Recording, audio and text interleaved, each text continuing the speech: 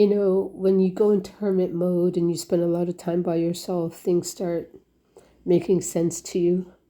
I met a guy back in the year 2007. Out of nowhere, this guy, I was at a club, and this woman with a big bobblehead came up. No, actually, it was the guy that came up to me, and he called the girl with the big bobblehead over, and he goes, "Oh, can I have a card?" And he pretended to be a big machismo, like he was something. When I saw him, and I wasn't phased. I was like, ew, that's gross. Anyways, months passed by. I don't know if this guy was doing spell work on me since the day he met me, because then I called him once. And I don't know, I think this guy deals a lot in the spiritual realm because he seems to do a lot of things that are hidden in the dark. And I think he somehow sent a psychic message out to me to call him, so I called him. When the guy showed up at my door, I saw and felt the energy of this guy that was so disgusting. It was gross that I ran back into my apartment and locked the door. And then something said to me, "Oh, he already knows where you live." It's almost like I can almost sense that this was a psychopath, that this was someone who played on women, and this person was not a nice person. This person was actually very dark.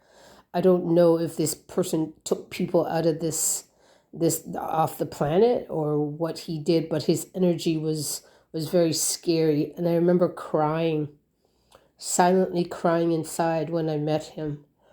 And I moved from where I lived because I was working for a film company, and the company, anyways, I left. And I told the guy I was moving. He offered me to pay for my moving truck. So I was like, "Oh, that's really nice. And so he paid for my moving truck. And since that day, he just kept on asking for money. He kept on putting his groceries on my grocery belt. The guy was so disgusting that when my daughter would come around me, my daughter would leave.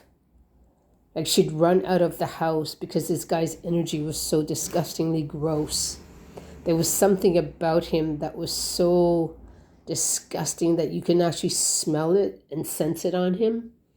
I think this is the kind of person that has like life insurance, like when he gets involved, you see all these movies, right? And you think to yourself, oh, that's just the movies.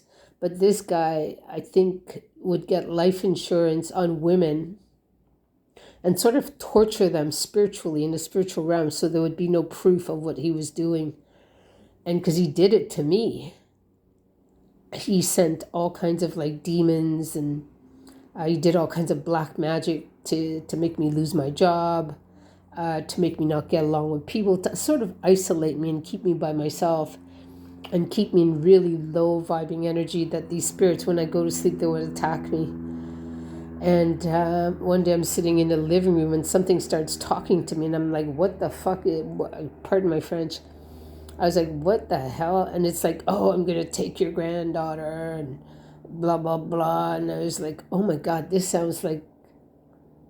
person sounds like a pimp, like he trafficking kids possibly, right?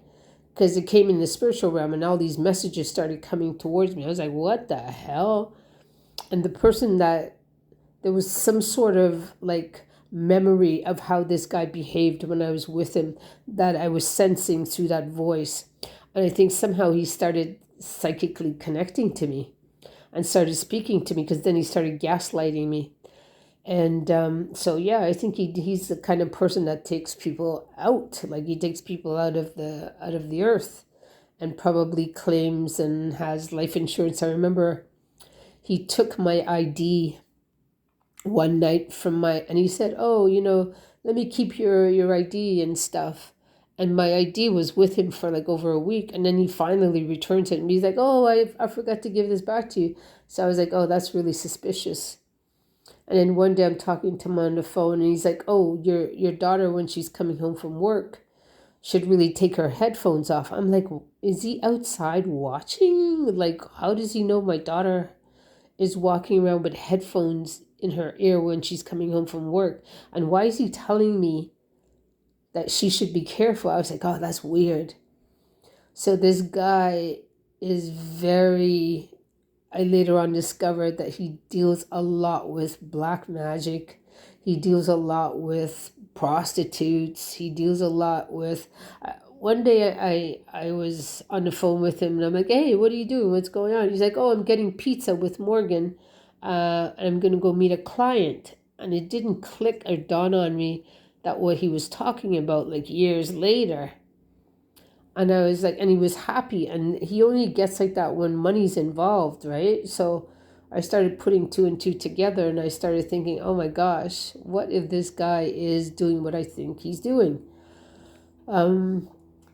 This guy, the way he behaves is he comes across really innocent in the physical realm. Like when you see him, oh hi, what's going on, blah blah blah. But you can sense, like there's something about his energy that you can sense that he's a fraud, that he's lying, that you can tell that he's pretending to be something he isn't. Because I was at the park one day and there was this single mom with a baby, and I was at the park with him and his son, and I'm playing with his son and all. But like usually when I do stuff like that, he's on the phone and he's talking to whomever else, right? So I was naive back then. I was like a happy-go-lucky person. So all of a sudden, this girl, single mom, comes around with a son, and his son is really small. And he starts flirting with me and throwing water at me, and he starts to pretend like, oh, he's such a nice guy. Look at me. I'm such a good dad. And so I started questioning it. I was like, what the hell? What's with all the acting? Right? Like I think this guy was really dark. Like, why is he so uppity all of a sudden? But this is stuff I didn't see when it was going on. I didn't see it. I didn't see it until like way later. Then I started seeing it. I'm just like, oh, there's something going on here. And he would only show up when I had money. So I was just like, if this guy only shows up when I have money, is he broke? Because he pretended to have a hair salon and, he pretended to have employees that work for him. And I was like, there was something about him that didn't add up. Because if he had money, why was he putting his groceries on my belt? Why couldn't he afford to get gas? Why couldn't he afford to pay for his own groceries? So all these things, and just one day I got a message on my phone. I was like, he's like, oh, I can't afford a phone. Can you help me get a phone? He had bad credit. No joke. He's like, oh, I need a phone. Can you get me a phone? So I get him a phone and he calls, like some woman calls on the phone and I get the message. I'm like, dude, are you seeing me? He's like, no, I don't know who that is. I was like, you're out of here. So I got rid of him. So I wouldn't let him back in. So now that I wouldn't let him back in, he went into the spiritual realm, right? And started attacking me more and more and more and more and more. And if that wasn't working, he'd pay people to follow me around and attack me even more. So I was like, why is all this stuff happening to me? Because every time I see him, I reject him. And a narcissist does not like to be rejected, right? How dare you? How dare you? I'm going to punish you for rejecting me. So until today, he's still attacking me. I have a feeling he may have a life insurance policy on me. That's why he stole my ID, because he probably wanted all my legal identification so he could file paperwork on me. I remember this guy giving me checks to cash and telling me, oh, he sold something to a friend, and the check was, oh, can I cash it at my bank? And as soon as I cashed it, my bank account got frozen. So this guy's a career criminal. He's, a pimp. He is anything you can think of, a fast way to make money, including maybe street pharmacists, who knows, right?